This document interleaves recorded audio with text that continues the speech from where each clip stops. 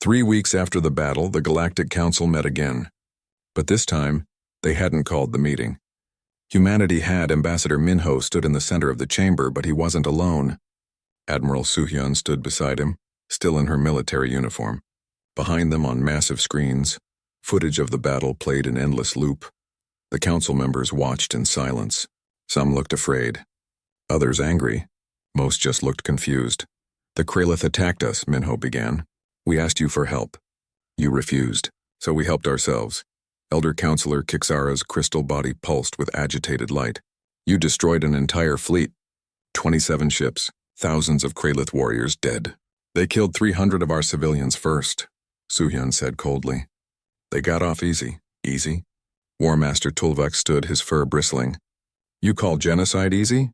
"It wasn't genocide," Minho corrected. "We offered them surrender. Their warlord chose death. That's on them, not us." Merchant Prince Gik slithered forward in his seat. "But the violence, the weapons. We had no idea humanity possessed such military capability." "You never asked," Soo-hyun replied. "You assumed we were weak because we're new to the galaxy. You assumed wrong."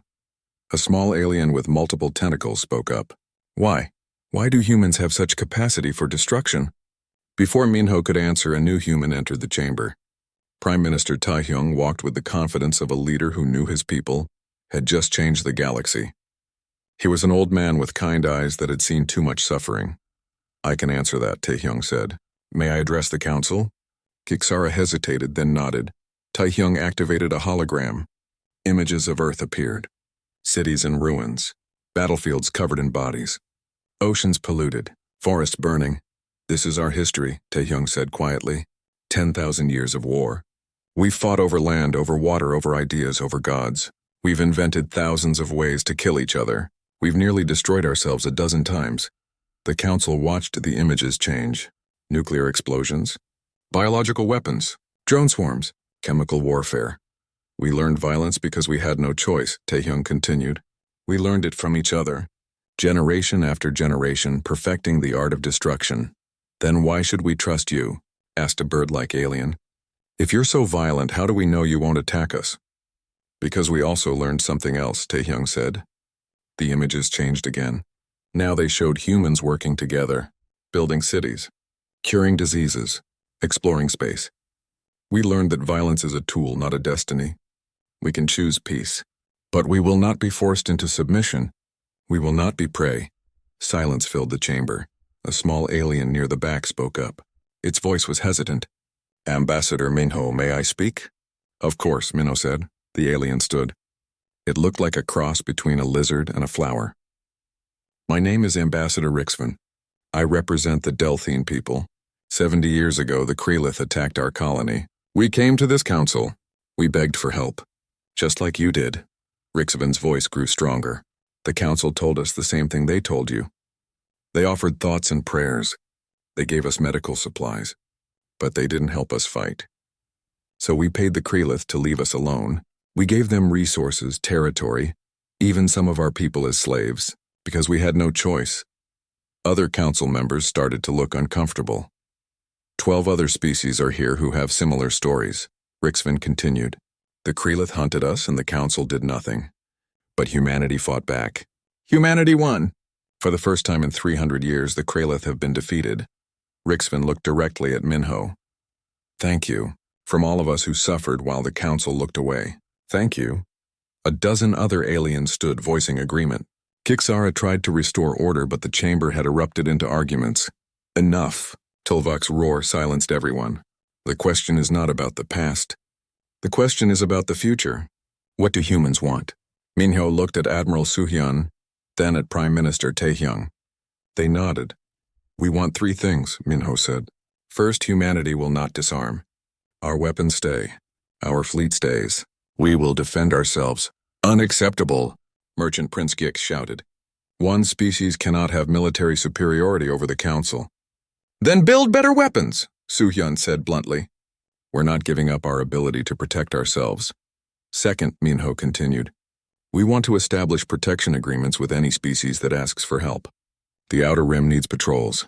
It needs someone willing to fight the threats that the council is too afraid to face. You're trying to create your own empire," Gix accused. We're offering protection to anyone who wants it, Taehyung said calmly. Any species that wants to join can join. Any species that doesn't have to. But we won't abandon anyone the way the Council abandoned us. And third? Kiksara asked. Her voice was tired. Third, Minho said, we want the Council to admit what it did. Admit that you made deals with the Kralith. Admit that you sacrificed innocent species to maintain your own peace. Admit that you failed in your duty to protect. The chamber exploded into shouting. Some council members defended their decisions. Others looked ashamed. The meeting dissolved into chaos. Outside the council chamber in a small cafe on the station, Dr. Hana sat with Captain Dae-jung and Lieutenant Ji-won. They watched the proceedings on a public screen. Do you think they'll agree? Hana asked. Some of them will, Dae-jung said. The ones who've been hurt by the council's inaction. The rest? He shrugged. They'll fight us politically instead of militarily. Good, Ji-won said. I'm tired of shooting people. On Earth, historian Nari was already writing the official account of what had happened. She called it The Warning, How Humanity Became the Galaxy's Protector. The book would become required reading in schools across human space. Far away, in the ruins of the Kralith territory, a survivor named Thexlin sat in a damaged ship recording a message. He had been a warrior once. Now he was the last of his unit. To all Kralith who received this message, Thexlin said into the camera, the humans are not prey. They are not weak. They are predators who chose to sleep. But we woke them. He showed footage of the battle of human ships tearing through the Kralith fleet like it was made of paper. Warlord Krexthar is dead. Commander Thraknor is dead. Most of our fleet is destroyed. The humans did this in 5 days. 5 days. Thexlin's voice shook. I am sending this warning to every Kralith clan, every Kralith ship, every Kralith world. Do not attack humans. Mark their colonies as forbidden. Avoid their space. If you wake them again, they will not stop until we are extinct. The message spread across Kralith space. Some clans didn't believe it. They tried to raid human colonies anyway. They learned the hard way that the message was true. 6 months after the battle, the planet that had started it all finally received its first colonists.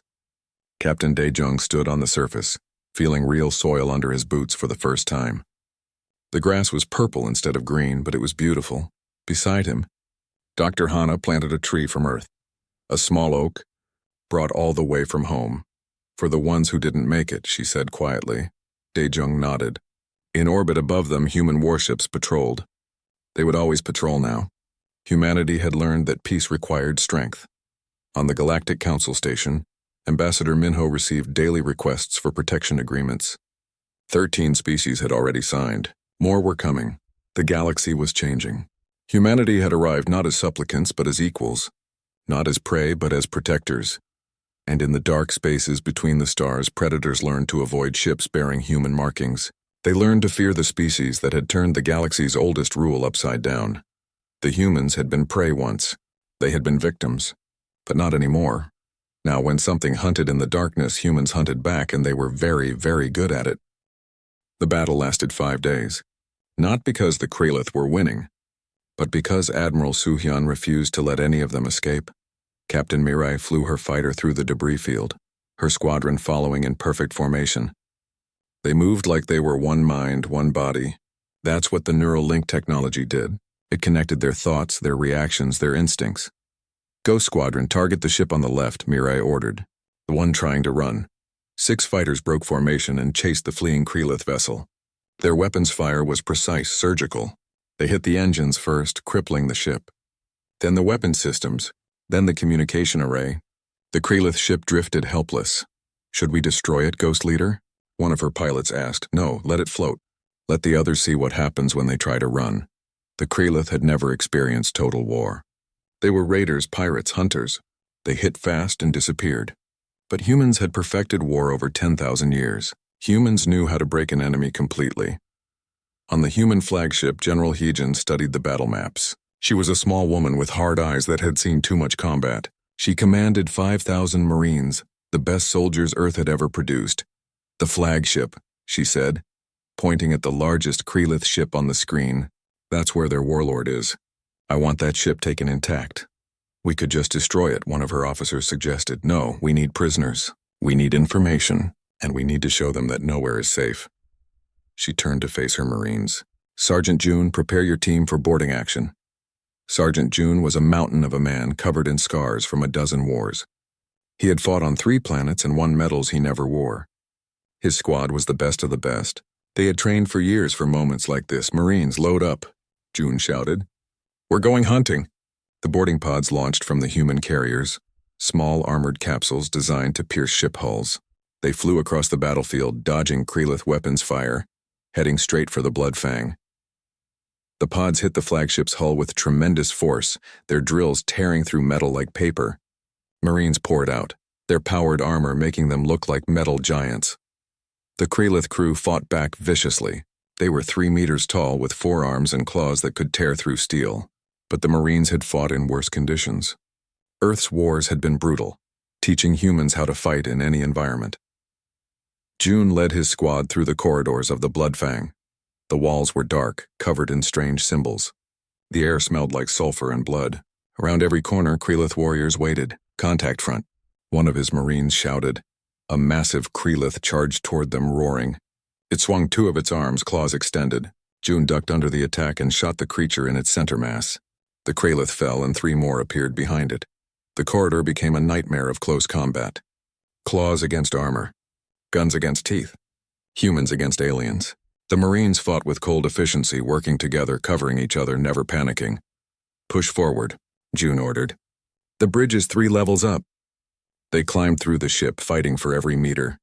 Bodies littered the corridors, both human and Krelith. The air grew thick with smoke from weapons fire. Meanwhile, outside the ship, Science Officer Kyungmin was having a breakthrough. He worked on a human research vessel, studying the Krelith biology and behavior. Admiral, he reported over the communication channel, I figured out why the chemical disruption works so well. The Krelith aren't just using pheromones for communication.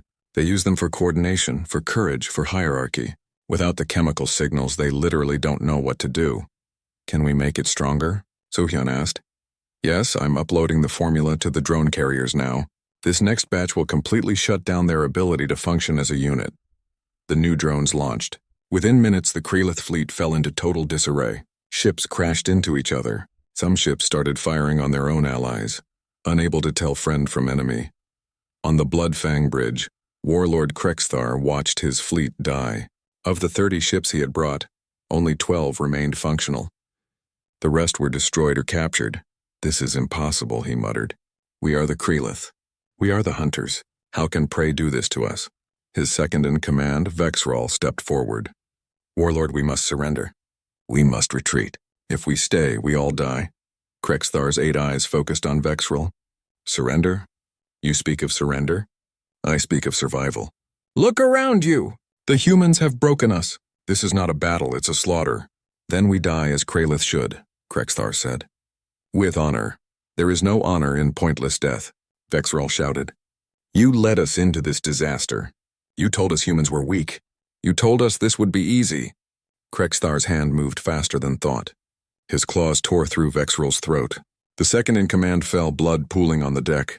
That is what happens to cowards, Krexthar announced to his crew. We fight until we die. We are Krelith. But the crew was terrified now. Their warlord had just killed one of their own.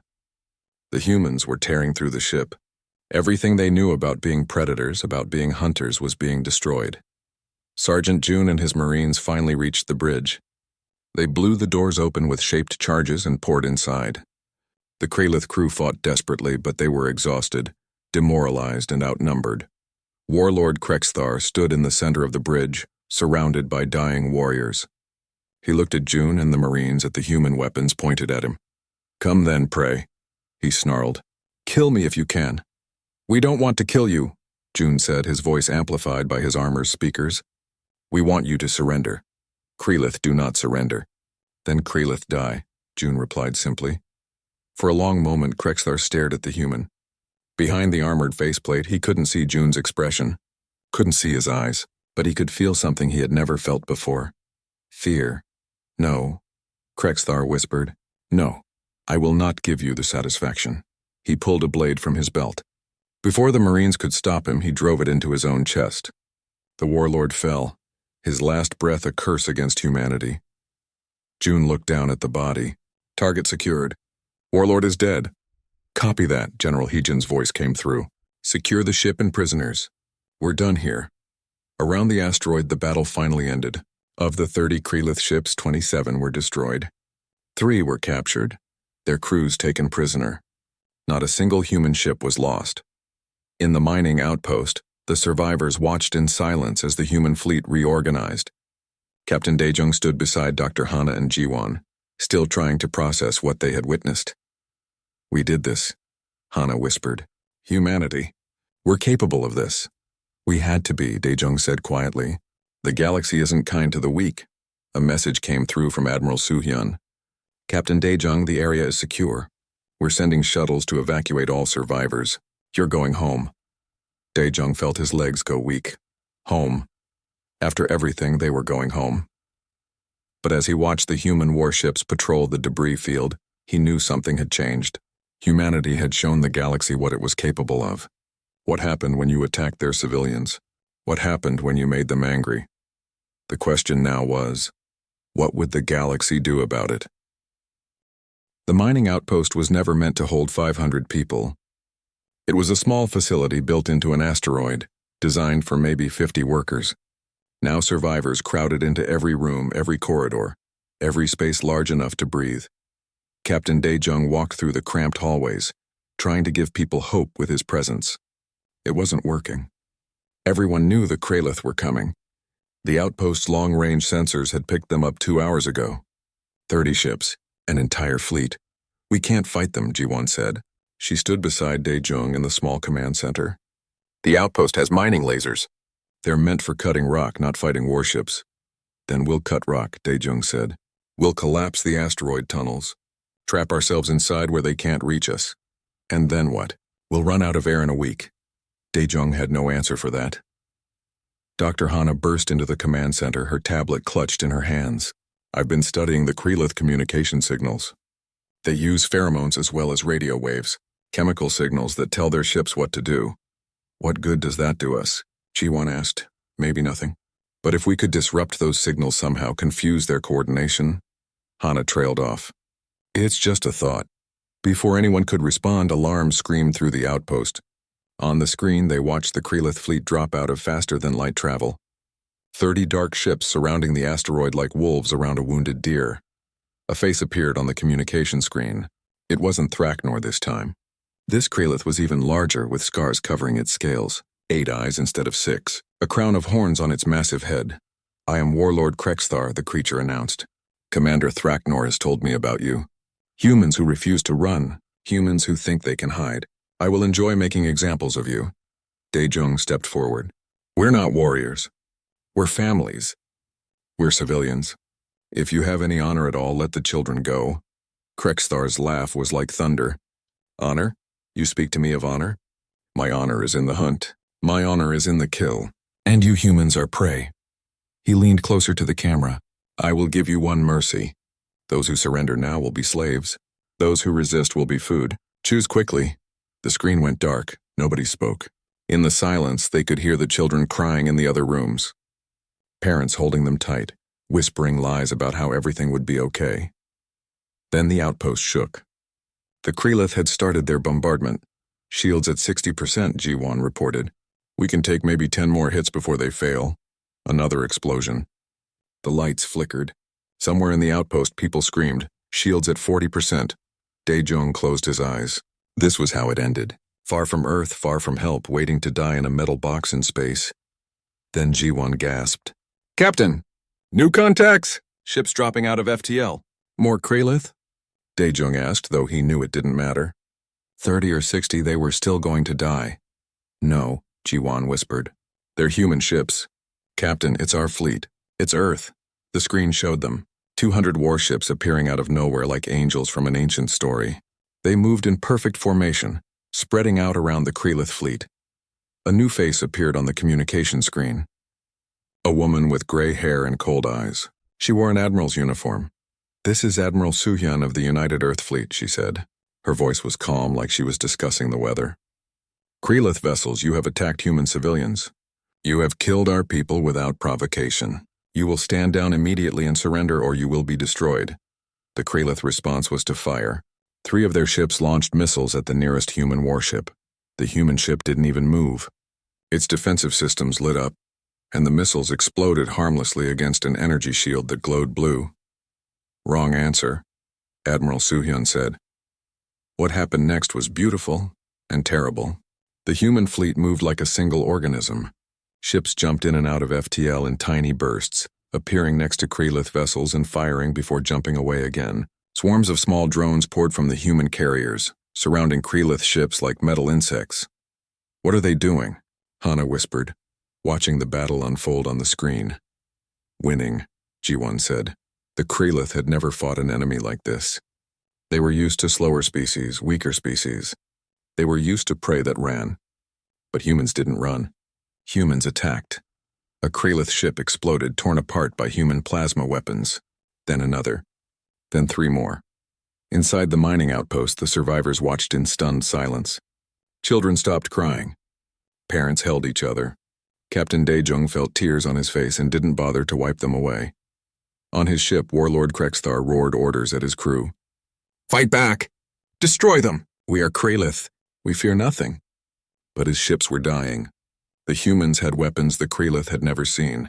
Energy weapons that ignored shields. Kinetic weapons that moved too fast to dodge. And worst of all, tactics that made no sense. The humans didn't stay still. They didn't fight like civilized species. They fought like they wanted revenge. Retreat! One of Krexthar's commanders shouted. We must retreat. We do not retreat, Krexthar bellowed.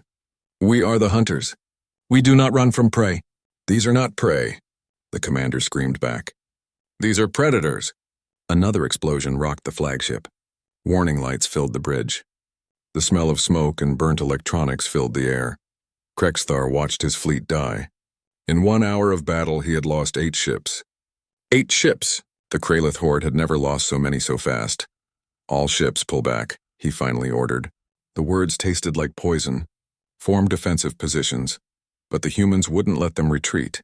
Every time a Kralith ship tried to break away, human ships would jump in front of it. Blocking, shooting, forcing it to fight. No mercy. No quarter. Not until they surrender. Admiral Soo-hyun's voice came through on the Kralith communication channel so all of them could hear. You wanted a hunt?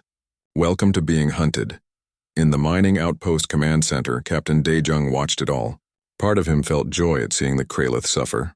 Part of him felt horror at the efficiency of the human fleet. This wasn't just a battle. This was extermination, Captain, Ji-won said quietly. I never knew Earth had weapons like this. I don't think anyone did, Dae-jung replied. I think we've been hiding what we're capable of. Dr. Hana was recording everything on her tablet. The Kralith are falling apart. Look at their formations. They're confused, scared. She was right.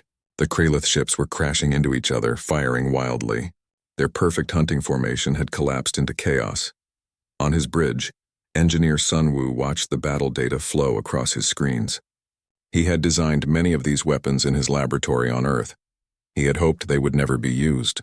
But now, watching them tear through the Kralith fleet, he felt a grim satisfaction. Deploy the chemical drones, Admiral Soo-hyun ordered. Let's see if Dr. Hana's theory works. Small drones launched from the human carriers. They flew between the Kralith ships, releasing clouds of chemicals. Almost immediately, the Kralith formation fell apart completely. Ships drifted away from each other.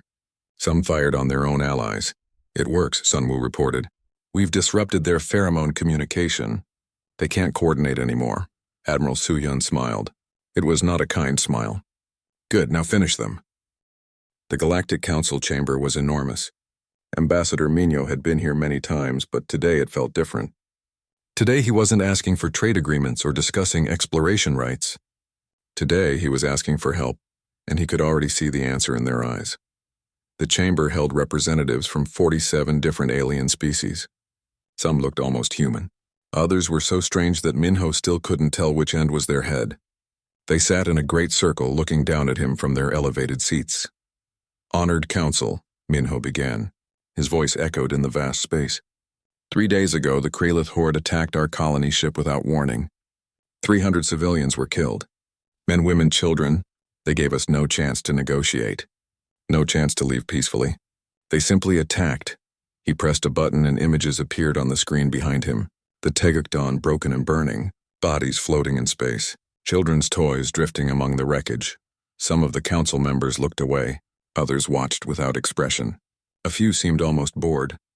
We asked the council for help, Minho continued. The Krelith are hunting our survivors. We need military support. We need protection. Isn't that what the council is for? To protect its members from threats? Elder Counselor Kixara was a being of living crystal. When she spoke, her voice sounded like wind chimes.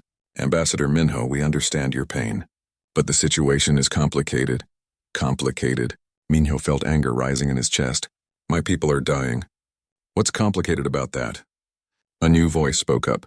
War Master Tulvak was a massive creature covered in thick fur. He had 4 eyes and hands that could crush stone. The Krelith have existed in this region for 300 years. They are dangerous, yes, but they are also contained. If we attack them, they might spread across the galaxy. They attacked us, Minho shouted. We did nothing wrong. You entered their territory, said Merchant Prince Gix. He looked like a giant slug covered in expensive jewelry. The council has an understanding with the Krelith. They stay in the outer rim. They don't attack council core worlds. In exchange, we don't interfere with their hunting grounds. Minho couldn't believe what he was hearing. You have a deal with them? You let them kill people as long as they don't kill your people. It's about the greater good, Gix said smoothly. Thousands of species live in peace because of these agreements. Sometimes sacrifices must be made. We're not a sacrifice. Minho's hands shook. We're people. We have families. We have children. Kixara's crystal body dimmed slightly, showing sadness. Ambassador, we have provided warnings about dangerous regions to all council members. Did Earth not receive these warnings? We received warnings about pirates and radiation zones, Minho said. Nobody mentioned a species of killers that the council pays off to leave you alone. Silence filled the chamber. Several council members looked uncomfortable now. How many? Minho asked quietly. How many species have the Krelith attacked while you did nothing? Kixara was silent for a long moment. 17 species in 300 years. And you paid the Krelith to go away? Every time? We negotiated settlements, yes. It prevented larger conflicts. Minho looked around the chamber at all the alien faces. Some looked guilty, others defiant. Most just looked away. You're cowards, he said softly. Tulvak stood up, his fur bristling. Watch your words, human. No. Minho's voice was steel now. You watch yours. You sit here in your safe stations making deals with murderers. You abandoned 17 species to save yourselves, and now you're abandoning us. The council cannot commit to military action without unanimous agreement, Kixara said. We are a democratic body. We must vote. Then vote, Minho said. They voted. It took 4 hours. In the end, 32 species voted against helping humanity. 12 voted in favor. 3 abstained. The council offers its thoughts and prayers, Kixara announced. We will provide medical supplies and temporary shelter for survivors. But we cannot commit military forces. Minho stood very still. He thought about Daejung and the survivors, hiding in some mining outpost waiting for help that would never come. He thought about the children who watched their parents die. He thought about Earth so far away, sending its people to the stars hoping for a better life. I understand, he said quietly. Then he turned and walked toward the exit. Behind him, he heard Kixara call out. Ambassador, where are you going? Minho stopped at the door. To send a message to my government. To tell them that we're alone out here. That the Great Galactic Council is nothing but a group of cowards hiding behind treaties with killers. That is unfair, Merchant Prince Gix protested. We have maintained peace for thousands of years. You've maintained your own safety, Minho corrected. That's not the same thing as peace. He left the chamber. Behind him, arguments broke out among the council members. He didn't care. They had made their choice. In a small office near the docking bay, Minho sat down and composed his message to Earth. He told them everything. The attack, the deaths, the council's refusal to help. He ended with simple words. We're on our own. As he sent the message, the door opened. A young woman entered, moving quietly. She was human, with short black hair and careful eyes. Agent Yuna, Minho said. I was wondering when you'd find me. Yuna worked for Earth's intelligence service. She had been on the council station for 2 years, watching and listening. Learning secrets. I heard what happened in the chamber, she said. I'm sorry, did you know? Minho asked. About the Kralith? About the Council's deals? Yuna nodded slowly. I found out 6 months ago. The Council has secret agreements with dozens of dangerous groups. They buy peace instead of fighting for it. Why didn't you tell anyone? I reported it to Earth, but nobody believed it would matter to us. The Kralith were far away. Our colonies weren't near their territory. She sat down across from him. I was wrong. We were all wrong. Minho's computer beeped. A message from Earth already. That was fast. He read it twice. Then he read it again. What does it say? Yuna asked. Minho looked up at her. His eyes were hard now, like stones. Parliament has declared total war. They're sending the entire fleet. Every ship. Every soldier. Every weapon. Against the Kralith. Against anyone who threatens humanity. Minho stood up. Earth wants me to deliver a message to the Council. They want me to tell them that if the Council won't protect us, we'll protect ourselves. Yuna's eyes widened. The Council won't like that. I don't care what the Council likes, Minho said. I care about the 500 people hiding in that mining outpost waiting to die. I care about making sure this never happens again.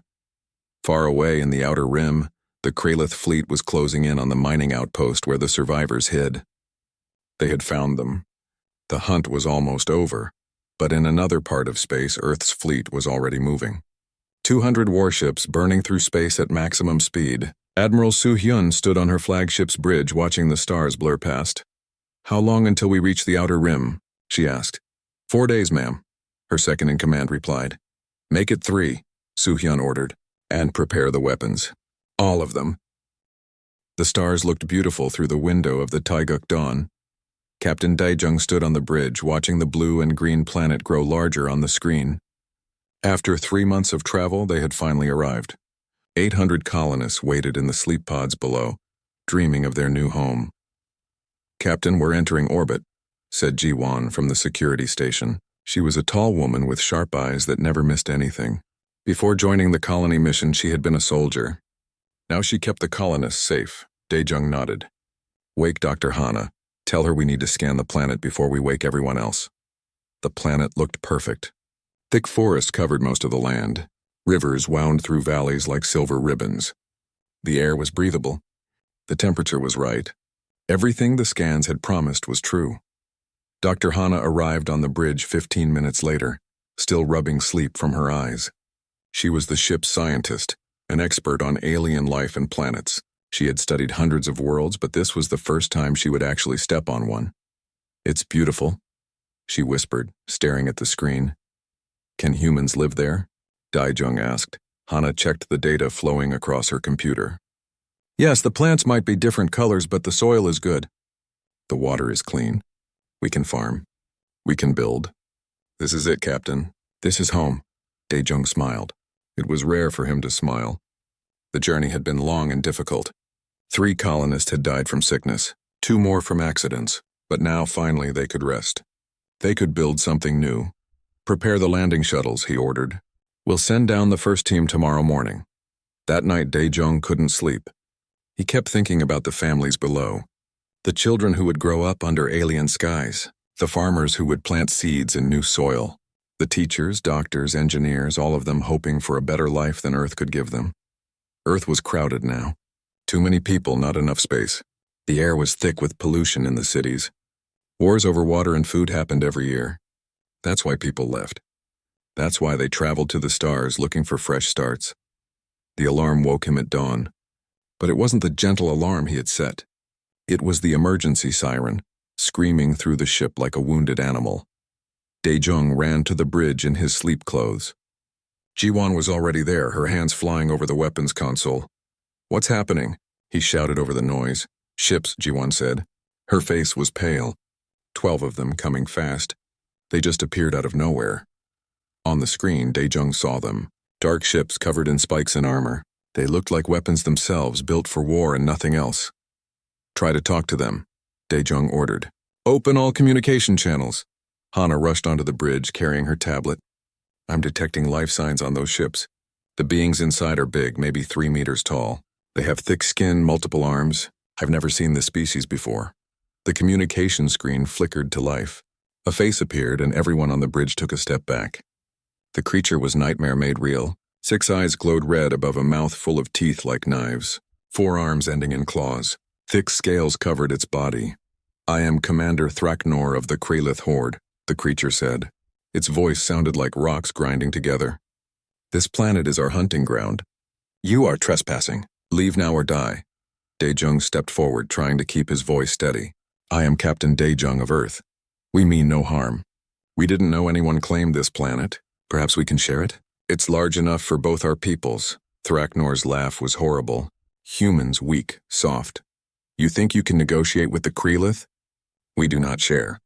We take, we hunt. We rule. You have 1 hour to run. Then we will teach you what happens to prey that enters our territory." The screen went black. "He's not going to listen," Jiwon said quietly.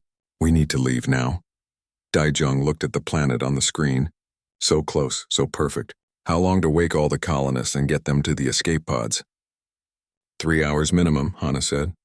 "The sleep pods can't wake everyone at once. It's dangerous." "And we have 1 hour," Daejung said. He felt cold inside. "Jiwon, what weapons do we have?" "We're a colony ship, Captain. We have basic shields and 2 defensive cannons.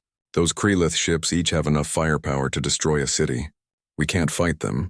Daejung closed his eyes. 800 people trusted him.